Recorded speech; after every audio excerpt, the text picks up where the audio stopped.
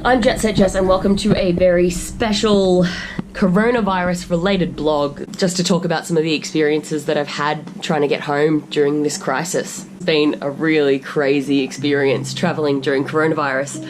Not so much travelling as trying to get home. Initially, Australians were urged to come home as soon as possible, so I booked a flight for the 26th of March, which a couple of days later, as things got more serious, was cancelled. Today I was on a Thai Airways flight. I booked a flight a couple of days earlier, so the 22nd of March it is today.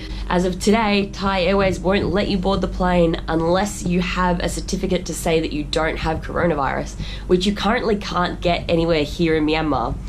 So I couldn't get on that flight. My dear mother has booked me another flight going from, it's on Singapore Airlines tomorrow, flying through Singapore, then to Melbourne. Fingers crossed that flight doesn't get cancelled. I'm able to board and get home safely. I'm not feeling overly confident, I guess, after today's experiences. Mum had also booked me on another flight this morning just to get me to Singapore, to get me out of Myanmar, and that didn't go through. I guess the flight was full. It looked like I'd been given a boarding pass, but it was still pending, and then when I got to the front of the line they said they can't find me in the system, so I wasn't able to get on that plane. It's interesting how people deal with different situations differently. I think I'm pretty good under pressure in times of crisis like this. I don't tend to get too concerned.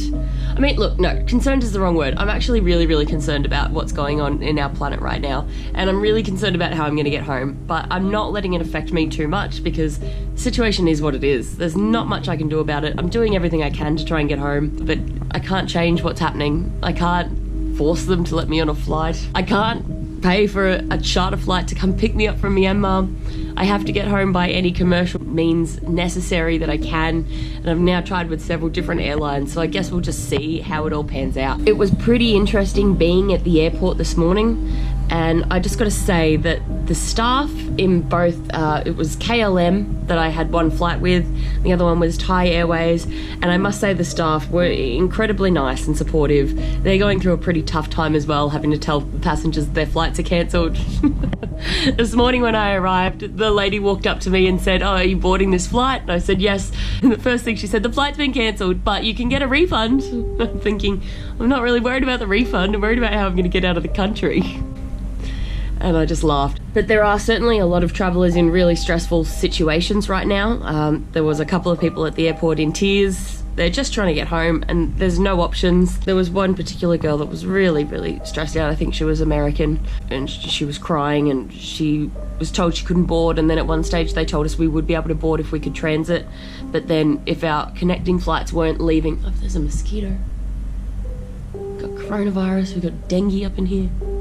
But yeah, she was told that we could get on the plane and transit if our connecting flight was leaving before 6 p.m.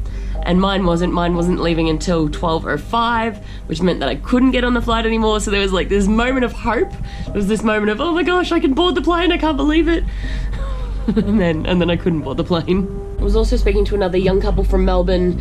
They weren't able to board their flight this morning because they didn't have a connecting flight, I think from Kuala Lumpur or Singapore, and so they missed their flight that they had been booked on, and they were pretty stressed out. I think we're going to be on the same Singapore Airlines flight in the morning now. But again, I'm not even sure if I'm going to be able to board this flight based on the new rules that they're bringing in as of 11 p.m. tomorrow night. So I'm kind of just Googling and trying to get a bit more information at this stage, but there's not a lot of information out there on what to do. Alright, it's the 23rd of March. I've just woken up. And I hopefully have my flight today with Singapore Airlines to get back to Melbourne. I'm not gonna lie, I'm feeling pretty nervous. I woke up earlier than I needed to and then couldn't get back to sleep because I'm feeling nervous. Today's pretty much gonna be the day to determine whether I can go home or whether I'm stuck in Myanmar for a while. Let's find out together. I've just had some breakfast for the morning. Now I'm on my way walking to the airport, which isn't far. I stayed somewhere close to the airport yesterday after all of the craziness because I just wanted to just kind of stay indoors and not do much, even though it was my last day again. But yeah, heading to the airport now, and as I said, I'm feeling pretty nervous. The other backpackers staying at the hostel right next to the airport were all wishing me luck. they're all in the same boat. Like another one got stuck, couldn't get back to, I think she was from Israel, couldn't get back to Israel, but her embassy's really doing a lot to help her. As you've heard, probably lots of stories that Israelis are being really helped by their country, which is fantastic. But I'm now approaching the airport, so I've donned my face mask. I'm feeling kind of confident. Hopefully there's no problems. I'm feeling positive. Positive thinking equals positive results. We got this. We're getting home today. I can see that all of the Thai Airways services are still cancelled, so I feel for any passengers that had flights booked today. They were also in the airport. Anytime anyone's taking slightly longer at the counter than usual, I'm getting a little bit panicky. I'm like, what are they talking about? I'm sure it's fine. Still waiting. I get receipt. Perfect. Yes, thank you. My bag's on the conveyor belt. I've checked in. I'm going home. There was absolutely zero line for customs. Went straight through immigration. Just a quick stamp in the passport and I'm out. Never had that before. Always have to line up for immigration. It's quiet.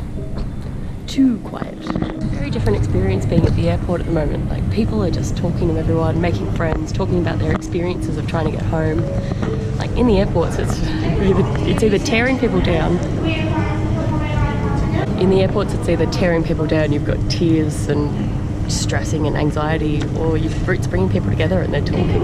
It's kind of nice. Everyone's just making friends with everyone that they've seen in the airports for the past 2 days, and they're sharing their travel experiences and how they're getting home. It's a lot of relief, big senses of relief. I'm about to get in line now to board the plane. Just jumping on at the end.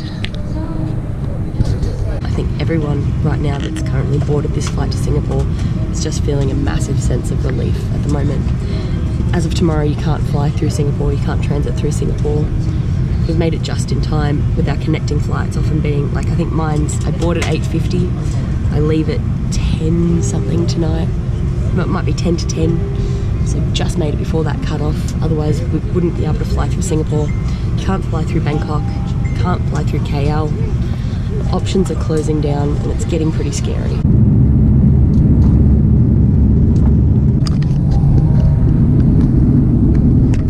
Alright, just arriving into Singapore. Made to Singapore with some of my other Australian friends. Hello. And we're just looking at all the cancelled flights to everywhere in the world. It's just crazy. Hello people in YouTube world, my name's John. Just want to discuss my experience coming home from Myanmar, trying to get home. So initially I got a phone call by the embassy saying, hey, it's advised that you start heading home. And I was like, do I have to come home? And they're like, no, but we'd like you to. I was like, okay, nah, I'm going to stay. Then the Australian government announced everyone has to return home. So I was like, okay, I'm turning home. They called me. I said, yeah, I'm turning the bike around right now. Anyway, then they called my mum straight after, just to really rub it in. And then I get a phone call off my mum going, what are you doing? Get your butt home now. So I turned the bike around. I'm quite a few days away from an international airport. I book a flight straight away, Thai Airways, through Bangkok to home. But in the meanwhile, that gets cancelled. Flights are cancelled all over the place. Countries are closing down. I get last minute notification that I can fly through Singapore, and I'm literally in Singapore right now on the last 24 hours that you can transit through. After that, if you ain't here, you ain't getting home. So yeah, it's been a bit of a nightmare. It's been fun, hell of an adventure, but I'm pissed off I had to cut my trip short. Have you had any tears reporting here from Singapore Airport? I want to ask you a really important question. Have you had any tears? No tears, but yeah, there was a moment where I was pulled over on the side of the road and I was a bit like, not really happy about this. Yeah, a bit upset about that. Yeah. Right, yes. We've had the exact same situation over here with Rob and I. Here he is, right here, enjoying his beer. Hey Rob. No handshakes, everyone. Whoa! Get the hand sanitizer! Elbows, fist bumps. Same sort of story, you know. So you had a flight yesterday, didn't you? Yes, we had a flight yesterday. It was supposed to be going to Singapore, then Singapore to Kuala Lumpur, and that got cancelled. But we actually they didn't let us get on the flight, but we also at the same time chose voluntarily not to get on because we wouldn't have been able to get another flight and we wouldn't have been able to collect our bags. And why is that? because we can't go through immigration. No one's giving out any visas or anything like that, so we wouldn't have been able to collect our bags. And because all the flights were with different airlines, you have to then get off that plane technically and that airline and connect with another one, and it was all like a fucking hoo-ha, so we decided not to get on that. And then we were like, well, we don't want to get stuck in Kuala Lumpur because we won't be able to get our bags, and it'll be a freaking, I don't even know, they didn't even let us on, so that's a whole thing. I don't even know if we're going to get the freaking money back for that. I hope you do. Because how much were you expecting a flight to Australia? Usually a flight to Australia would be $200. Even if it was like 300 each, 3 to 400 each, you know, like it cost us $4,200 and something dollars. Good luck. Cigarette. Enjoy your flight. Safe flight home. You'll definitely leave because the Singapore government will make you leave.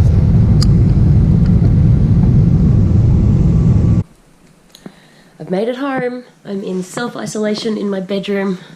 I've got my mask for when I go out of the room. I'm wearing gloves for everything I touch. I don't want to get any germs and spread it to the family. It's been a pretty crazy, wild ride getting home. I'm really lucky that I was able to get that flight out of Singapore 2 hours before those borders closed and there's no more transit through Singapore. It's a crazy time out there for travelling, but I did make it home safely, and I was really appreciative that I had that great group of people that I met at the airport that we could kind of chill out and go through that situation all together. But that's what it was like, trying to get back to Australia during coronavirus. It wasn't an extremely fun time. It was a really interesting one. It was a bit stressful. It was hectic.